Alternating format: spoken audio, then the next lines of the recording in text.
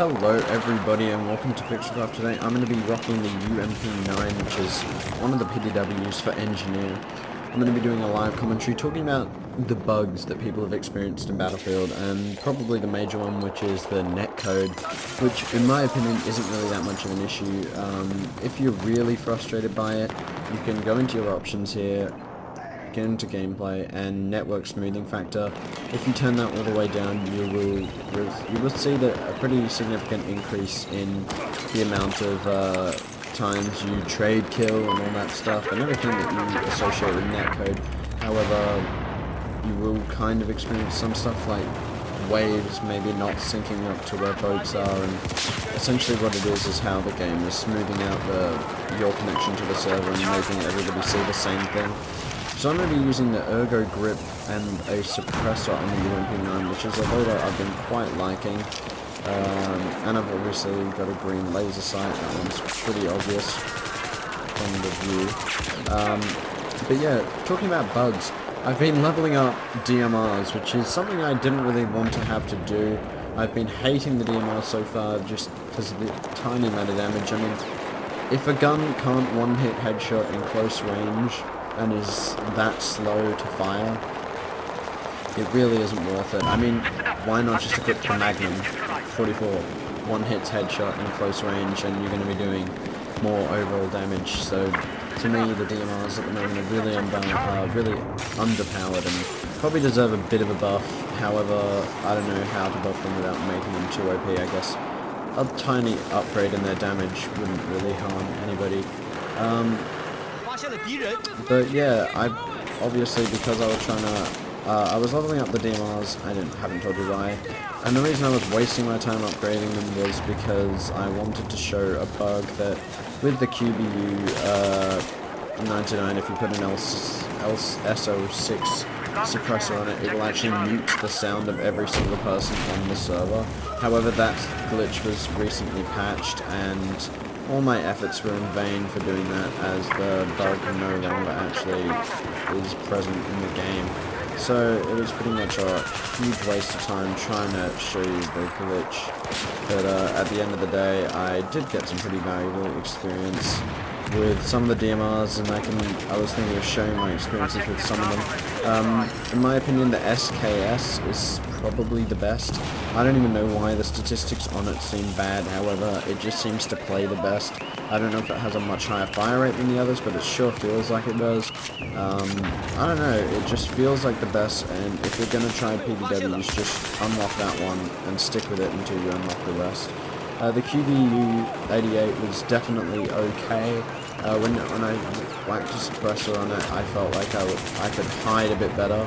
However, I am running out of ammo. Oh well, I just ran out of ammo. That was not a bad run. I just unlocked the DMR in this game, and before this game I had no DMRs, but now I've got almost all of them. So, on to the second part, and probably the most important part of this video, dinos. And, not specifically dinosaurs, but also the Megalodon shark, which was brought up on the internet and has pretty much sparked a war of Battlefield users trying to find this Megalodon shark. And that theory was relatively, in my opinion, relatively quickly dismissed and replaced with a thought of a T-Rex on rogue transmission. And I have to say that the rogue transmission T-Rex definitely has more evidence to it than the Megalodon shark on Paracel Storm. The T-Rex, there's two buttons on Paracel Storm, one of which is hidden inside a sort of, it's sort of almost inside a truck's cabinet. Yeah, and that one, there's a photo of it there, is really easy to find. It's just my A flag, and the one that's at E flag is really hard to get to if you don't know where it is. Once you figure it out, it's pretty easy to get to. Once both of these buttons are pressed simultaneously, you will see at the D flag trees rumbling, and as you can see on that image back on the one at E, the button at E, it has like a picture of a dinosaur roaring above it, which is because after a certain amount of time, and I believe it seems pretty random, Once these two buttons are pressed, you will hear dinosaur roaring. Now, I don't know, I believe this can only be activated after you have triggered the Levolution event. I'm not exactly 100% sure on that, but that is what I found. The other time we tried it without triggering the Levolution, it didn't work as well. It still kind of worked, but nowhere near as well. So, yeah, that is in my opinion, what this Levolution, this dinosaur stuff is all about. And that's pretty much all there is to it. If you want to go on Rogue Transmission and try this for yourself, go ahead. It's A and E flag. You will need a second person to do it though. And I managed to get on a server called Dino Hunt, and yeah, we just quickly tried it out, and it actually worked. So it was really cool to find the second button. Obviously, your main friend for this sort of dino hunting thing is Reddit.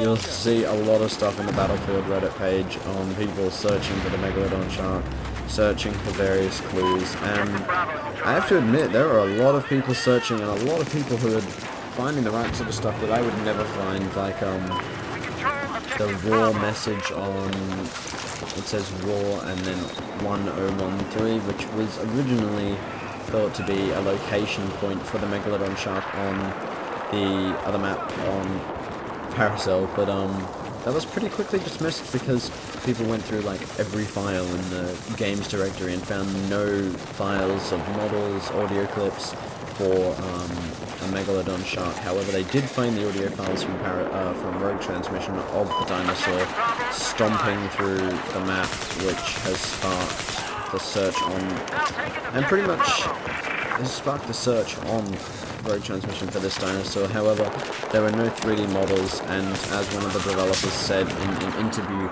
he said that it can be witnessed or sort of experienced by everybody on the server at the same time, which pretty much eliminates any physical thing, because if you're dead in the wrong location, I mean, this would have to be huge for it to physically be visible for every single player on the server.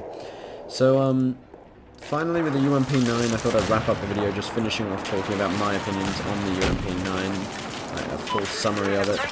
It's a very good option if you haven't tried any of the PDWs.